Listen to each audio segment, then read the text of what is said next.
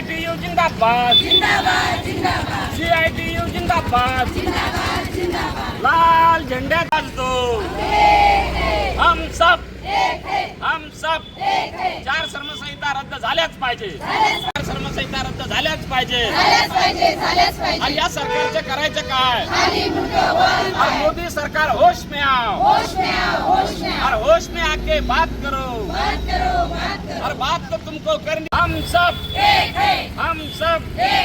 CITU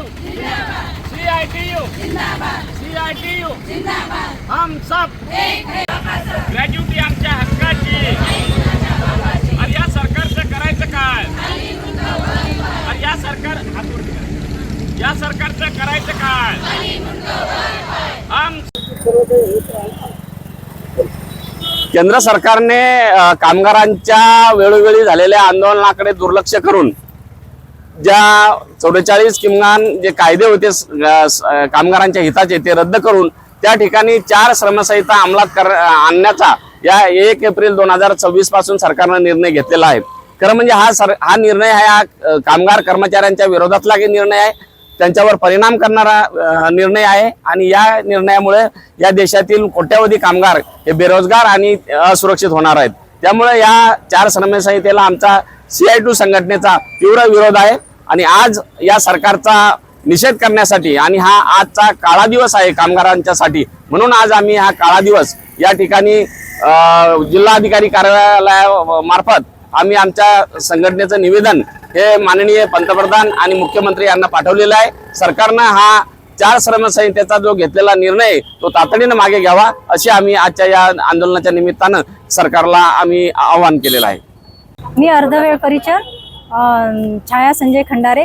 केंद्र सरकारने जे 4 श्रमसंहिता आणल्या आहेत त्यामुळे आमच्यावर खूप अन्यायाचे हे होते, कारण पहिलेच आशा वर्कर गट प्रवर्तक तसेच अर्धवेळ परिचर या अल्प मानधनावर काम करत असतात आणि त्या अल्प मानधनावर काम करत असताना जर सरकारने हा अन्याय केला तर सर्वच रोजगारांचा याच्यावर पोटीक बसणार आहे।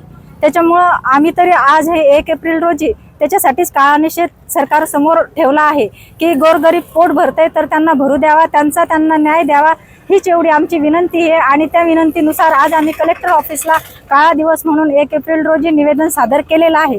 याची सरकारने दक्षता घ्यावा हेच आवाहन मी संघटनेकडून आणि आमच्या सर्व महिलांकडून सरकारला करत आहे। आज 1 एप्रिल पासून सरकारने जे 4 श्रमसंहिता लागू करण्यास निर्णय घेतलेला आहे तो रद्द करण्याची मागणी आम्ही कलेक्टर साहेबांकडे केलेली आहे। निवेदन त्या संदर्भात सादर केलेले आहे।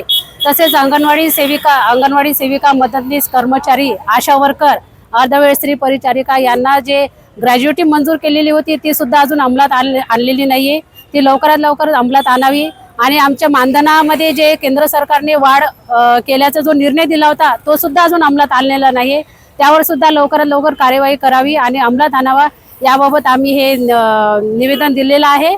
आणि याबाबत आणि 1 एप्रिल श्रमसंहिताबाबत जो निर्णय घेतलेला आहे तो सुद्धा रद्द करण्यात यावा, म्हणजे जेणेकरून जे कामगार आहेत त्या कामगारावर कुठलीही गदा येणार नाही, त्यांचे जे हक्क आहेत ते हक्क मिळवून देण्यासाठी हा जो आम्ही निर्णय घेतलेला निषेध व्यक्त केलेला आजच्या दिवशी। धन्यवाद।